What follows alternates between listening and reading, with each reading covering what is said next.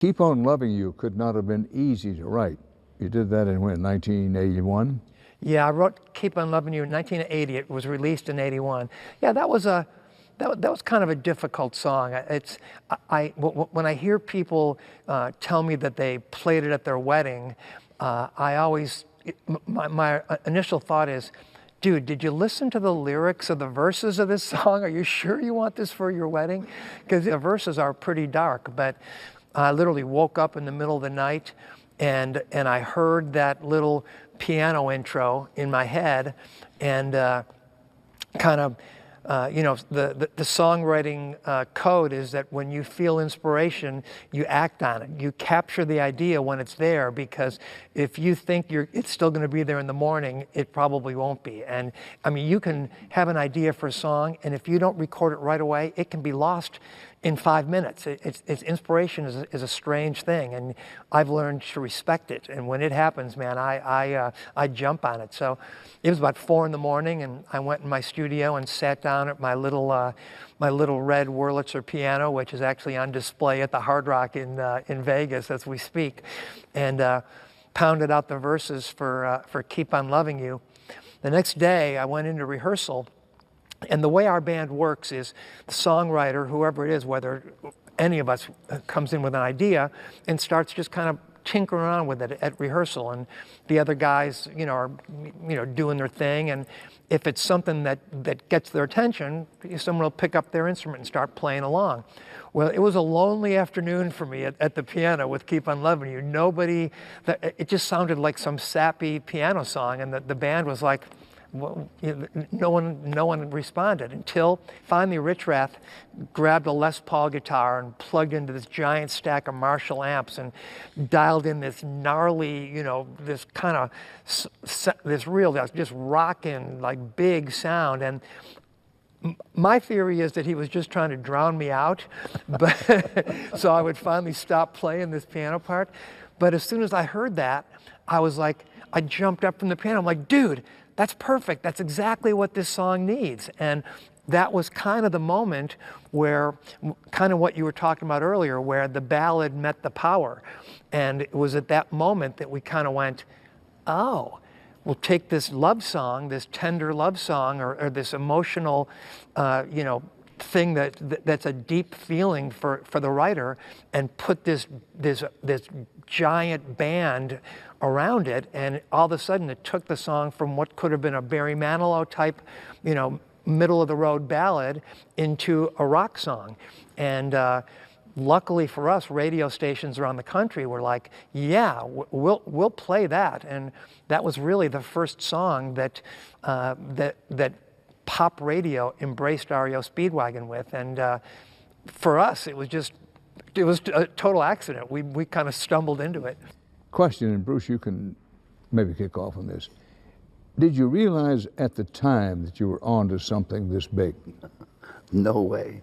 We were used to touring and writing songs to make records. That's kind of what we go on the road with. The last record we just made, come home with more songs, go back. I mean, that was kind of the deal.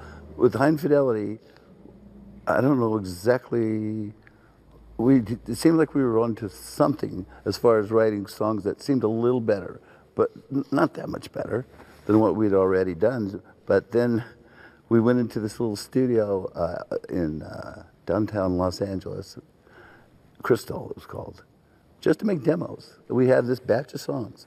We went in there and made this demo with it. It was fun, it was easy, and we got done with it because we just wanted to hear it in our cars. We wanted to see if it sounded all right. And next thing you know, then we took the band into a real studio, another studio, a professional studio, and we couldn't beat these demos. We were trying to there was something about the demos that was better than what we could create in the big time studio. So I think a lot of that, I don't know how many people know it, but a lot of those songs are demos that's on the High Infidelity. Did you think at the time, Neil, that this is going to be huge? This may actually make us? I actually did think that. Usually by the time we were done making a record, I had enough for a while, and I wouldn't listen to it for maybe a month. High Infidelity, was my favorite album from the day we finished it. I had that thing going in my car, headphones in the tanning bed.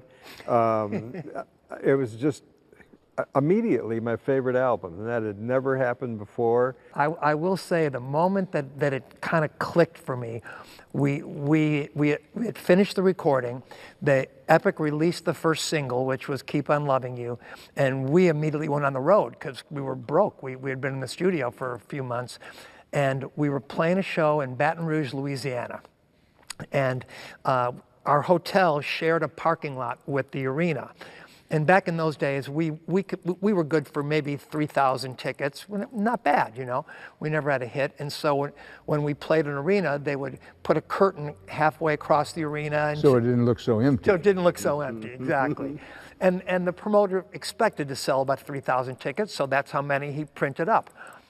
And my window in my room looked out to the arena, and about 2 o'clock in the afternoon, people were starting to line up, and I'm like, oh, this is awesome, you know. And then every once in a while I just look out the window, and there was all of a sudden there was like 1,000 people. Then by about 5 o'clock in the afternoon, there were people like lined up all the way around the arena, and I was like, what the hell? And it turned out that so they had, of course, take the curtain down. They went out and bought carnival tickets to use for tickets. And it turned out that Keep on Loving You had been getting airplay on the local radio station in Baton Rouge, and people just reacted to it. And we went from, being a 3,000 seat band to being a 12,000 seat band seemingly overnight. And I just went, okay, here we go. Something's happening here. Tell me something about the band that nobody knows. Oh boy. Come on, Hulk or Oh John. my God. Well, let's see. What direction do I take that question? Oh baby. Well, actually, we try very hard to be the best we can be. I don't know if anybody knows that, but we kind of make it look easy, I think, sometimes. But we try very, very hard. We take what we do serious. We're getting ready for this marathon rehearsal coming up in January, and we're getting ready to do a lot from one of our albums, one of our albums from top to bottom. So it takes a lot of rehearsal time, and we make sure that we have it perfect before we leave. People work hard for their money, and we understand that. And when they come to see us, we want to make sure that we give them the best we got every time. He was saying is you work at it to make it just absolutely perfect. Do you sometimes reach a point where you say, listen, what we've done is pretty good, and let's just go with that? Well, it's not perfect every night.